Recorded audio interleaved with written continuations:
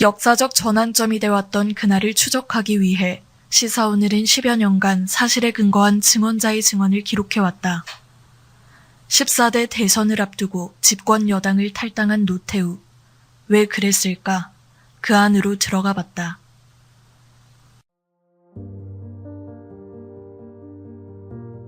(1992년 9월 18일) 오전 11시 청와대.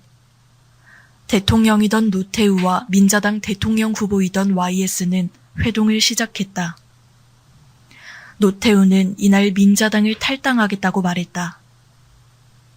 YS는 말도 안 되는 결정이라며 반대 입장을 뚜렷이했다. YS는 분명했다. 노태우가 떠날 경우 당은 대혼란에 빠질 게 뻔했다. 대선 후보 경선에서 패한 이종찬이 탈당해 당이 동요하고 있는데 노태우까지 탈당해버리면 상황이 어떻게 흐를지 알 수 없었다. 이 같은 만류에도 불구하고 노태우는 밖에 대기하고 있던 정무수석이던 김중권을 불러 탈당 의사를 언론에 발표하라고 지시했다.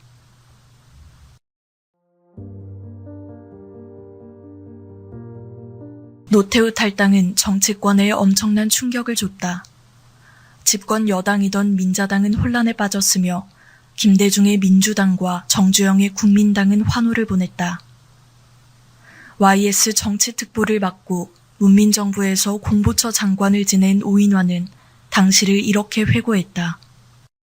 YS는 노태우에게 인간적인 배신감을 느끼는 눈치였어요. 여당은 대들보가 빠진 느낌이었습니다. 불안감이 몰려왔어요. 노태우 탈당은 민정계 연쇄 탈당으로 이어졌다. 박태준이 탈당하며 물꼬를 텄고 10월 13일 당 고문인 최문식, 윤길중 등 11명, 14일에는 박철원, 김용환을 비롯한 5명이 집단 탈당했다.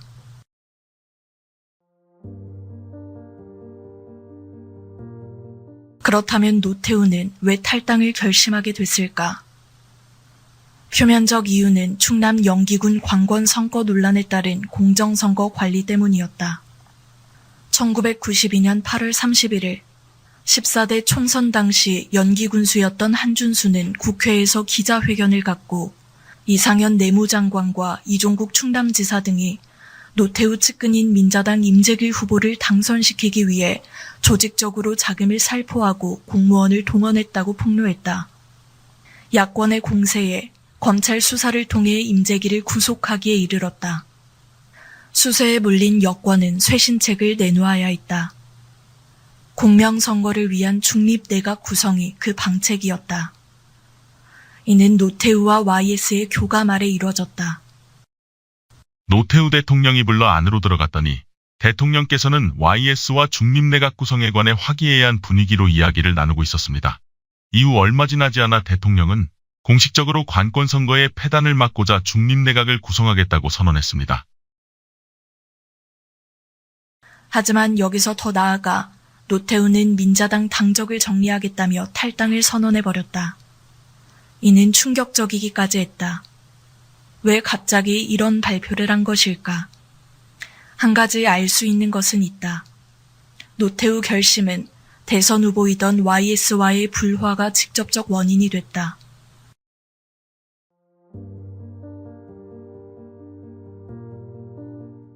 발단은 SK 이동통신 사업자 선정과 관련해 불거져 나왔다. 1992년 8월 최 신부가 노태우 사돈기업인 SK를 사업자로 선정할 움직임을 보이자 YS는 선거에 악재로 작용될 우려가 있다며 대선 후로 결정을 연기할 것을 요구했다. 하지만 청와대와 최 신부는 요지부동이었다. 결국 8월 20일 오전 최 신부는 기자회견을 통해 SK가 확정됐음을 발표했다. 선정 후 YS는 노태우에 대한 공세를 높였다. 정부가 깨끗하고 대통령이 정직해야 국민이 따를 것이라고 비난한 데 이어 YS 정치특보이던 오인환은 기자들을 불러 YS는 SK 사업자 선정에 반대 입장을 분명히 한다고 전했다. 그리고 8월 24일 YS는 최종현 SK 회장을 하얏트 호텔에서 만나 담판을 졌다. YS의 설득에 최종현은 잦은 반납의 뜻을 밝혔다. 내가 직접 최 회장을 하얏트 호텔로 불러내서 국민들이 반대하는데 선정된 것을 반납하는 게 어떻겠느냐고 물었어요. 최 회장도 공정한 심사를 받을 수 있다면 반납을 하겠다는 뜻을 전했지요. YS와 최종현 담판이 이뤄지기까지 마쿠에서 움직인 사람은 문민정부에서 초대 정무 1장관을 지낸 김덕용이었다. YS는 노태우 사돈에게 이권을 준다는 게 사회적 무리를 일으킬 게 뻔하니 바람직하지 않다는 입장이었습니다. 내가 YS에게 성경이 사양하는 것으로 하면 어떻겠느냐고 물었고 이후 성경 사람들을 만나 설득 작업을 벌여 해결할 수 있었습니다. 그의 이야기를 좀 더 들어보자. 성경에 개인적으로 아는 지인이 있었습니다. 경복고 2년 선배인 이순석 전 성경 부회장이었습니다. 그를 만나 YS 뜻을 전했지요. 곧 선거 아니냐, 성경이 먼저 반납하면 논란도 특혜 시비도 안 생긴다는 취지로 말했습니다. 최종현 회장이 반납하는 형식이 어떻겠냐고도 물었습니다. 이순석 씨가 나도 최종현 회장에게 말은 해보겠지만 손길승 당시 성경그룹 경영기획실 사장 겸 대한텔레콤 사장을 만나보라더군요. 손길승은 김항덕 유공사장, 이순석과 함께 성경 3인방 중 한 사람이었습니다. 손길승 이세가 더 강해 보였어요. 손길승을 만나 말했습니다. 손길승은 이미 결정된 것을 어떻게 반납하냐? 뒤로 미뤄서 된다는 보장도 없지 않냐고 반문했어요. 나는 당신들 정신 차려라. 세상 돌아가는 것도 모르고 눈앞에 이익에만 얽매여 그런 식으로 하면 안 된다며 거의 싸우다시피 토론했습니다. 대선 전에 대통령이 사돈에게 특혜를 줬다는 이야기가 나오면 걸림돌 된다. 당신들도 문제 생기면 얼마나 불편하냐? 잘 생각해보라고 전한 기억이 새록새록합니다. 손길승이 최종현을 설득했을 겁니다. 마침내 8월 27일 SK는 사업권 포기를 선언했다. 또 특혜 시비를 우려해 노태우 정부에서는 통신사업을 하지 않겠다고 선언했다. 하지만 이 일로 노태우는 정부 사업을 뒤집어 엎은 YS에 대한 악감정이 자리잡기 시작했고 결과적으로 9월 18일 탈당까지 해버린 것이었다.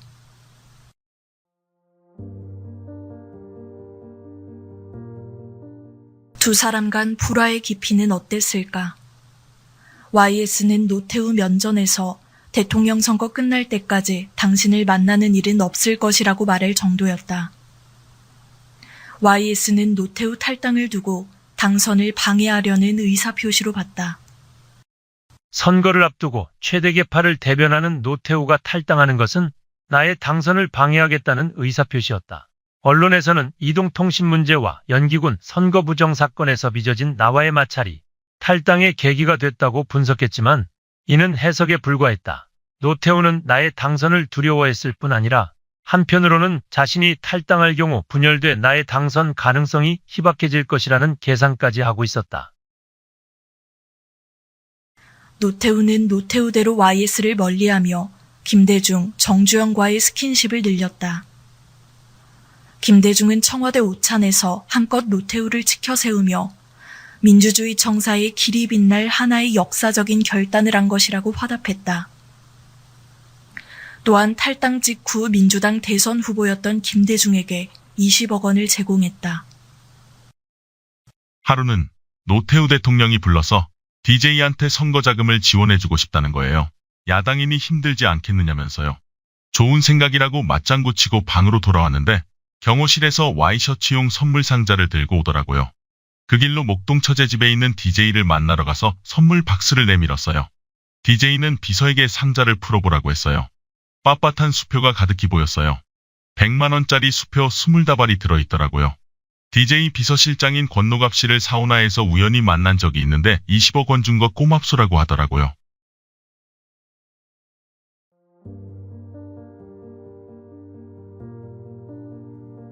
그렇다면 노태우가 SK 사업자 선정을 도왔다는 얘기는 사실일까? 사업자 선정을 위해 측면에서 지원한 것은 사실이지만 결과적으로 SK가 직접적 도움을 받았는지는 의문이다. SK 사업자 선정 과정을 들여다보자. 1990년부터 미국 IT 업체와 합작하며 정보통신산업 진출을 준비하던 SK는 제2이동통신 사업권 입찰 경쟁에서 압도적 1위를 차지했다. 하지만 사업자에 선정된 뒤 노태우 사돈이라는 특혜 시비가 제기되자 YS와의談판을 계기로 일주일 만에 잦은 반납을 선언했다. 가정하에 YS가 대선이 불리해질 것을 우려해 사업자 선정 문제를 선거 이후로 단순 연기한 거라면 노태우가 도왔다고 할 수 있지만 그런 추론 또한 불가능에 가깝다. 노태우와 YS 두 사람 간의 갈등 불화를 볼 때도 그렇고 YS 정치 스타일과도 멀다.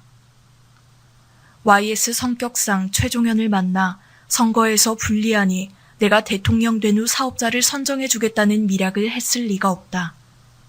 한 일화를 통해 보자. 1984년 민한당 전남 여수 지구당 위원장이었던 심희석은 YS가 이끄는 민주산악회 합류를 권유받았다. 호남 인사가 YS를 선택하는 건 자살행위였다. 거절할 수밖에 없었다.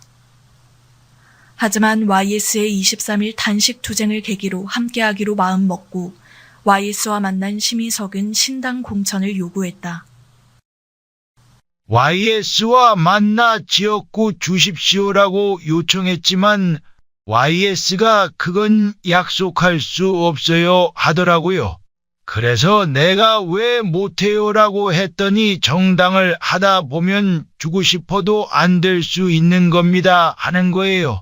YS는 그런 밀약식 거래를 제일 싫어하는 성격이었어요. 실제 밀약이 없었음은 SK 행보에서도 드러났다.